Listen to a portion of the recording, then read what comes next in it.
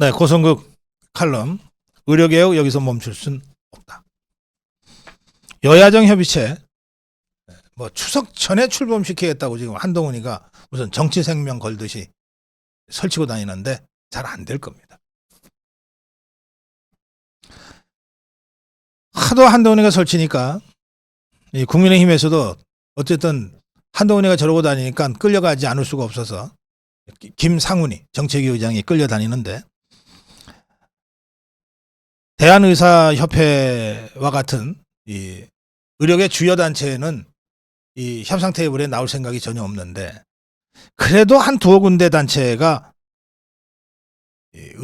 여야 의정 협의체에 참석하겠다고 한다. 그거 밝혔어요.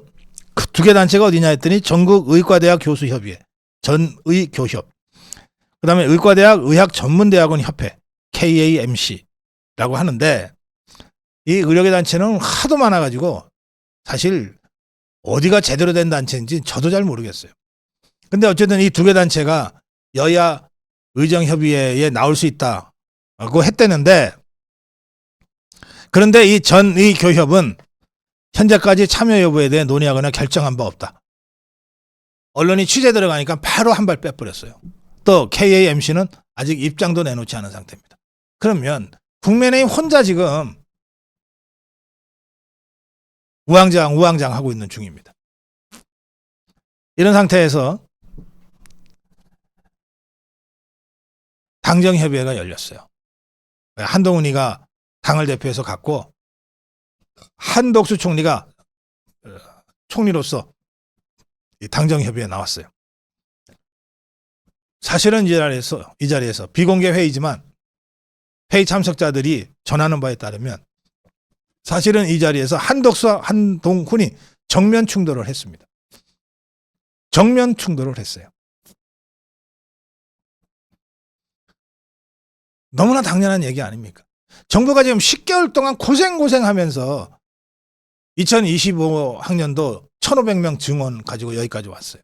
근데 이걸 한동훈이가 원점 재검토라고 하는 의료계의 입장을 받아들일 수도 있다는 식으로 들고 나오는 바람에 그동안 10개월 동안 완전히 이 정부의 의료개혁 노력을 부정하고 물거품으로 만들어버리는 반응을 대놓고 하고 있잖아요. 이걸 한덕수 총리가 그걸 어떻게 용인을 합니까? 이 당정협의회에서 한동훈이는 의료계에 의제 제한 없이 여야 의정협의체에 참여하라고 해야 한다. 협상 테이블에 함께 앉게 하는 게 옳다 그랬어요. 그러자 한덕수가 2025년 의대 정원에 대해서는 의제로 열어놓겠다는 것도 절대 안 된다. 그거는 의제 자체가 돼서는 안 된다. 아주 단호하게 한동훈이한테 안 된다고 얘기를 했어요. 그러니까 쉽게 말해서 총리가 한동훈이 박살내버린 겁니다. 그러자 한동훈이가 한덕수한테 이렇게 얘기합니다. 2025년 의대 정원 조정하는 게 어렵다는 것은 누구나 다 잘 알고 있고 저도 그러자고 주장하는 것은 아니다. 어려운 건 알지만 그럼 지금 상황은 어쩌냐? 의료 체계를 책임질 수 있냐? 이게 무슨 소리? 자, 그러면 한동훈이 이자가 이렇게 얘기를 했다면 지금 무슨 얘기가 됩니까? 그러자고 주장하는 것은 아니라면서 2025학년도 의대 정원 백지화하자는 주장을 한 건 아니라면서. 근데 의료계에게는 그 얘기도 할 수 있다고 지금 하고 있거든. 완전히 한 입으로 두말하고 있는 것을 스스로 자백한 거 아니에요. 한덕수 앞에서는 나 그렇게 하자는 게 아니야. 의료계에서는 그 얘기도 할 수 있어. 지금 한 입으로 두말하고 다니지 않습니까? 이러니까 파탄이 날 수밖에 없단 말이에요. 의료계가 한동훈이 말 못 믿겠다고 하는 게 다 이런 이유 때문이에요. 결정권은 정부가 갖고 있는데 한동훈이가 지가 뭔데 2025년 의대 정원 백지화까지도 얘기할 수 있다고 떠들고 다니냐고. 백날 얘기해봤자 안 될 게 뻔한데 그 의료계가 바보냐고. 협상이라고 하는 것은 당장 달콤한 얘기를 해주는 것이 아니고 안 되는 건 안 되는 거고 어디서부터는 할 수 있다라고 정직하게 얘기하는 것이 협상이에요. 뻥치는 게 아니란 말이에요. 브러핑의 협상이 아니에요.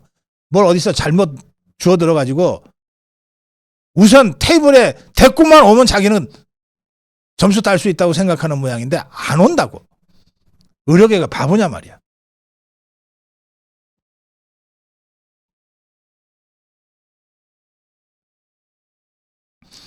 이렇게 해서 한독수한테 완전히 박살이 나니까 한독수한테 뭐라고 그랬냐? 그럼 책임질 수 있냐? 이렇게 물어본 거예요. 한독수가 뭐라 그랬냐? 한동훈한테. 지금 상황 정부가 관리 가능하다. 네 걱정 안 해도 돼. 보통은 당정협의를 하면 당에서 소리가 높아요. 정부는 알겠습니다. 반영하겠습니다. 이래야 되는 거거든. 이거 뭐예요 지금. 택도 안에 소리 했다가 한독수한테 완전히 박살이 나버린 거 아니에요. 박살이 나니까 이거 책임질 수 있어요? 한독수가 한동훈한테 걱정하지 마. 우리가 다 관리할 수 있어. 네 그런 거 걱정 안 해도 돼. 이게 비공개 당정회의 모습이었다고 저는 듣고 있습니다.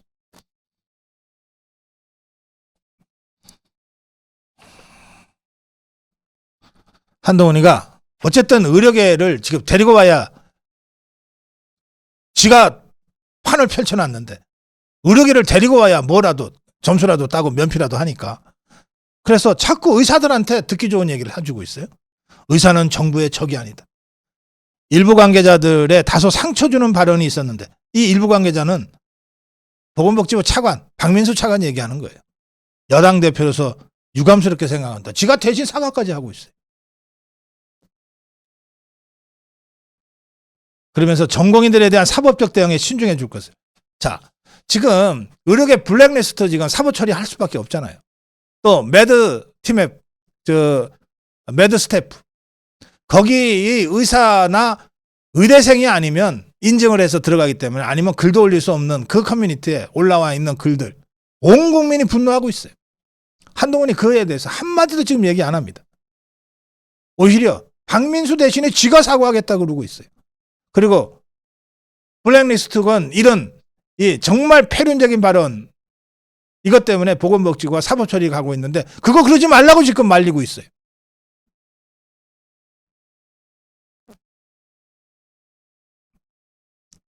그야말로 지금 지가 스스로 벼랑 끝에 서버려가지고 누가 여야 의정 협의체 제안을 하래요? 지가 스스로 판을 벌린 거예요. 마치 제3자 특검 그것도 지가 스스로 판을 벌려서 스스로 지금 어렵게 만들어버린 거 아니에요. 여야 의정 협의체도 똑같이 스스로 판을 만들어서 지가 스스로 벼랑 끝에 몰리게 만들어놨어. 그래놓고 여기서 빠져나가려고 그냥 좌충우돌 우왕좌왕.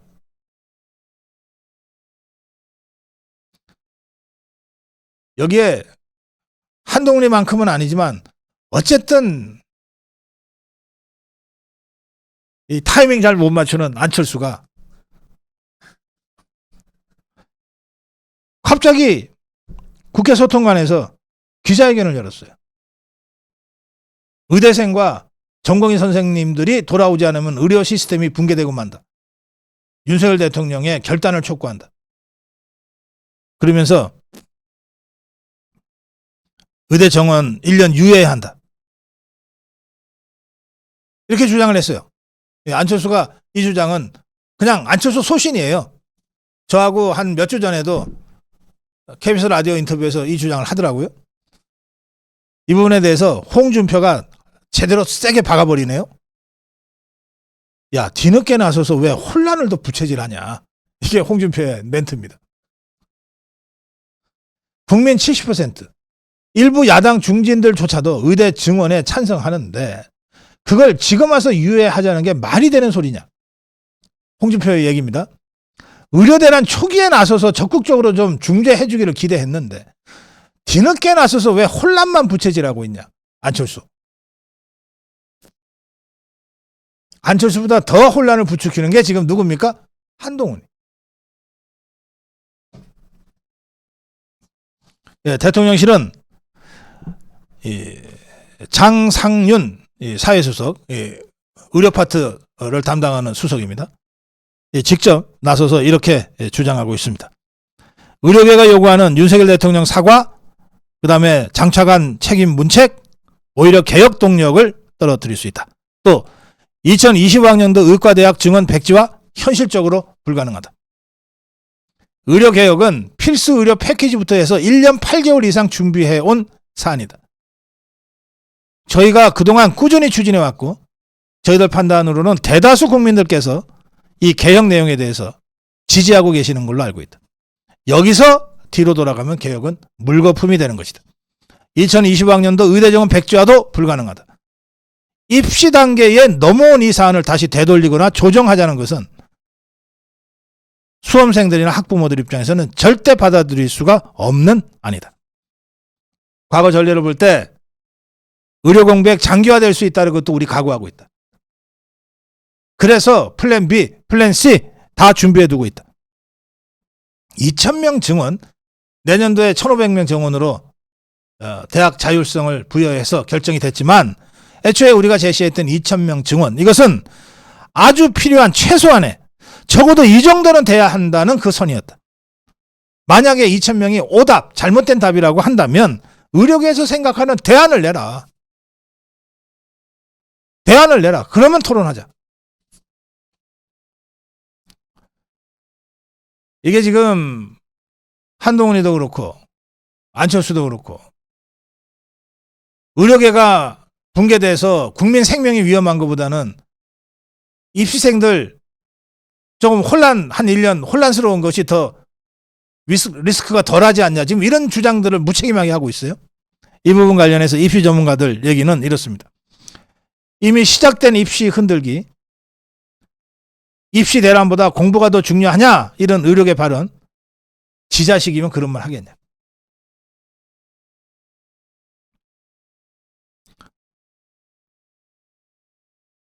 실제로 의대, 서울의대 방재승 교수는 길거리에서 환자들이 계속 죽어나가는 것보다는 공부 다시 하는 게 더 낫지 않냐, 이런 발언을 했어요.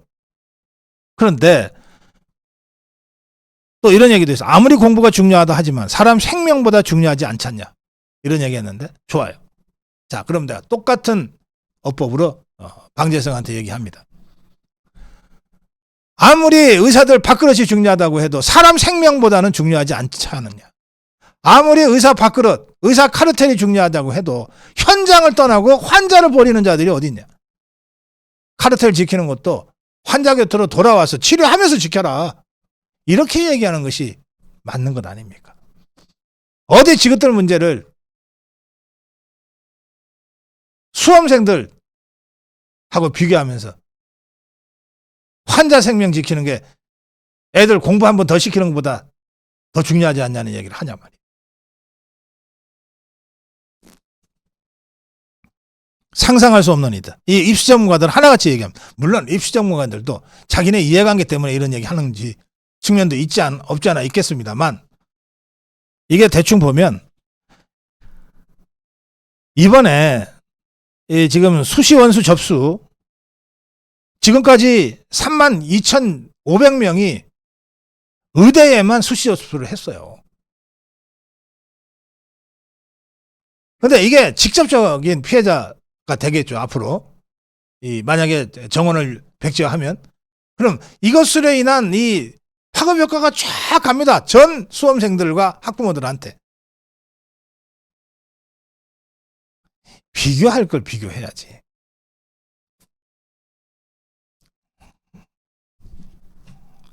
고성호 칼럼 결론은 이렇습니다. 무슨 대통령 사과, 장차관 문책, 2025학년도 의대 입시 정원 원점 무효화, 여기서 이런 식으로 머뭇거리면 의료개혁 끝납니다. 안 하니만 못하게 됩니다. 저는 지금 의료개혁이 절대다수 국민의 압도적 지지를 받고 구분응선까지 왔다고 생각해요. 그리고 이 과정에서 저 의료계와 일부 의사 것들의 그야말로 패륜적인 모습, 우리 국민들이 다 알게 됐어요. 그래서 이 의료사태의 배경에 저 의사 카르텔이라고 하는 것들이 있구나. 그래서 역대 정권 어느 누구도 어느 대통령도 그 의사 카르텔과 싸움하는 게 겁이 나서 많이 다 알면서도 의료개혁을 포기하고 외면하고 여기까지 왔구나. 그것도 이제 알게 됐어요. 이게 의사 카르텔이 의사 카르텔만 있는 게 아니에요. 저것들이 우리나라 상위 0.1%, 0.11% 아닙니까? 그러면 그 카르텔이 권력의 카르텔, 언론의 카르텔, 재계의 카르텔과 이중 삼중으로 엮여 있는 카르텔이에요. 그 카르텔의 저항이 지금의 이 의료 사태의 본질입니다. 그런데 여기서 누가 판을 차리라고 한 것도 아닌데 갑자기 지가 판을 차려갖고 여야 의정 협의회를 뭐 추석 전에 하니 많이 그래갖고 지 스스로 벼랑 끝에 몰려버린 한동훈이 같은 기회주의자가 내년도 입시 원점 재검토니 장차관 뭐 문책이니 이런 황당한 소리들을 해가면서 이 의료개혁을 완전히 좌초시키려고 하고 있는 겁니다. 여기서 중단하면 그냥 돌아갔던 원점으로 돌아가는 게 아니라 훨씬 그 전으로 후퇴할 수밖에 없어요. 개혁이란 게 원래 그렇습니다. 끝까지 밀어붙여서 성공을 시켜야지 중간에 그만두면 현상 유지도 하기 어려운 게 개혁이에요. 의료개혁 절대 여기서 멈출 수는 없다. 이제 끝이 보인다. 고성국 칼럼이었습니다.